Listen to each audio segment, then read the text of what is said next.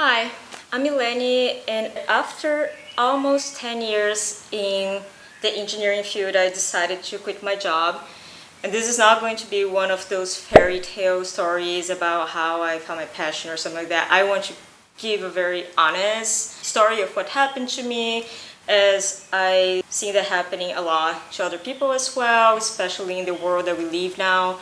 And also use this as a way to reintroduce myself because I haven't been here on YouTube in a long time. And I also want to share a little bit of what I'm doing now and what I have planned for the future.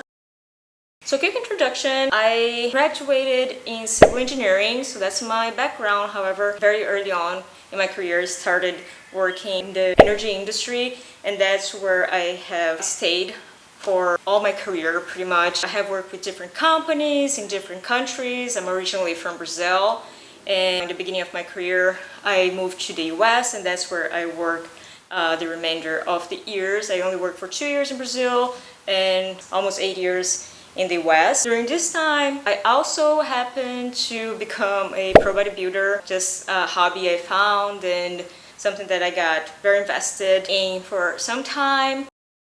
So the way I got into civil engineering was what I believe now not completely a choice of mine, so that might play a role there. When I got into engineering, there was this idea of this prestige and this respect that came with engineering, also the high salaries and all those things that kind of like get stars in your eyes when you're in high school. Let me cut the story short, that's not true. So if that's the reason why you're considering getting into engineering, you might want to rethink that. I didn't come from the least privileged background, but I also didn't come from the most privileged, so I think that also weighted on my options. I didn't have tons of options when I started college. So I started college when I was 17.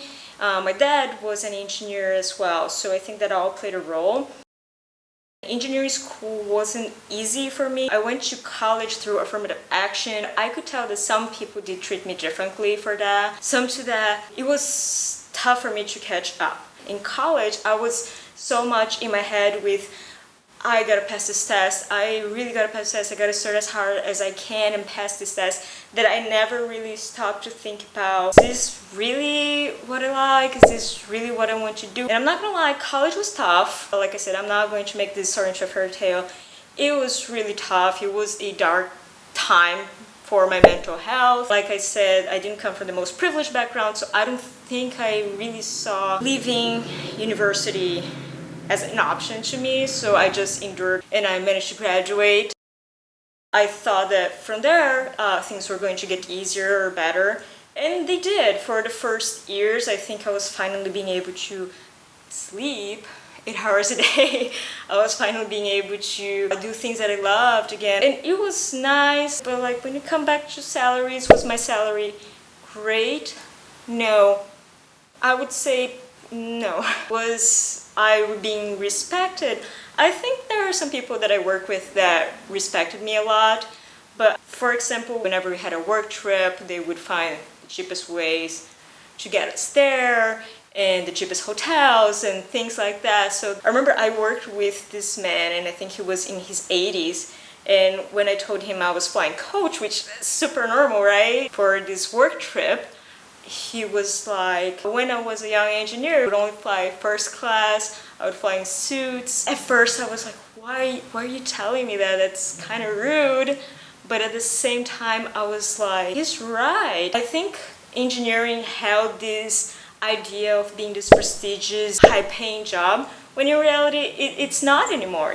Times have changed. We have many engineers in our society now. Not that they're not important, but I don't think companies are giving engineers the importance or the respect that they deserve anymore, and it is what it is. Then I got married to an American man, so I decided to move to the US with him.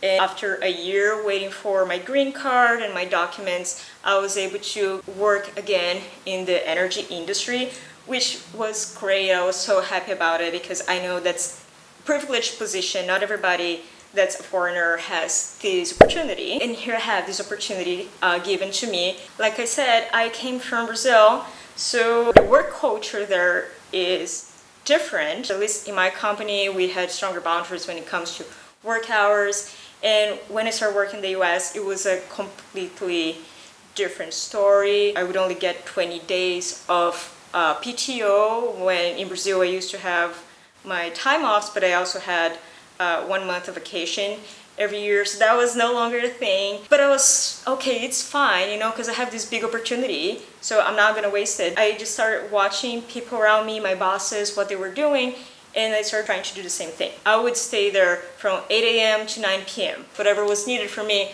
I was doing it, right? I carried on like that for a long time. Eventually, I started feeling dissatisfied with what I was doing. I think it was, on one side, I had these ideas that were not being listened to, but I also had the extreme work hours. At some point, I was just like, wow. That's when I started going to therapy, and that's when I came across bodybuilding. That's when my first coach saw me at the gym. She suggested that I should get started in the bikini division. My confidence was in such a bad place, and bodybuilding gave me this new challenge in life, this thing that meant something to me. Bodybuilding gave me this motivation to keep going, to eat healthy, and I think that gave me a little bit of more air. I could breathe a little bit more.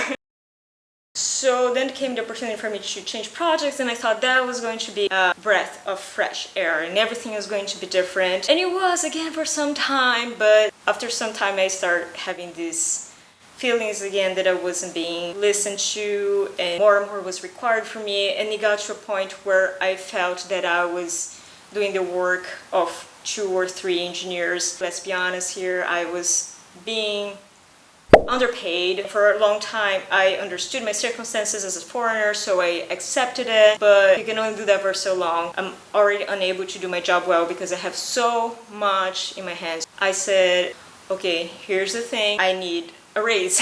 At first they were like, no, that's fine, you shouldn't be sorry for advocating for yourself. But then when it got to the superiors, they said no. I started seeing more and more that this has been most of my life in engineering, just being told what to do and not being given an explanation.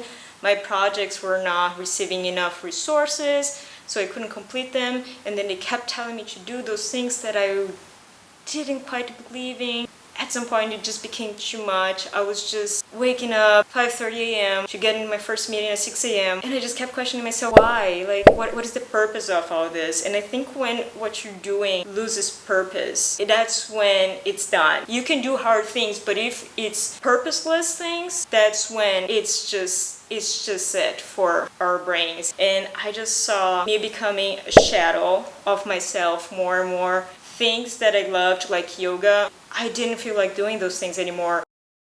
It's been about 4 to 5 months since I quit, but I still feel like there's still a recovery period, if that makes sense. And I think that's what a burnout is like. It's when you don't see purpose anymore. You don't see purpose for the things you enjoy.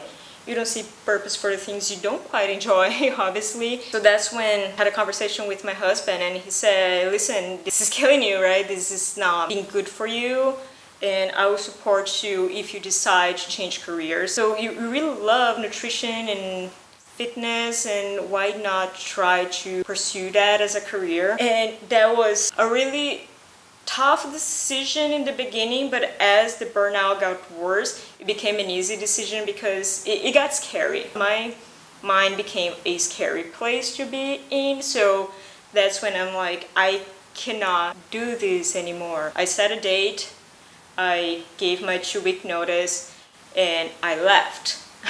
At that point, with everything, it just felt right. It felt like a relief.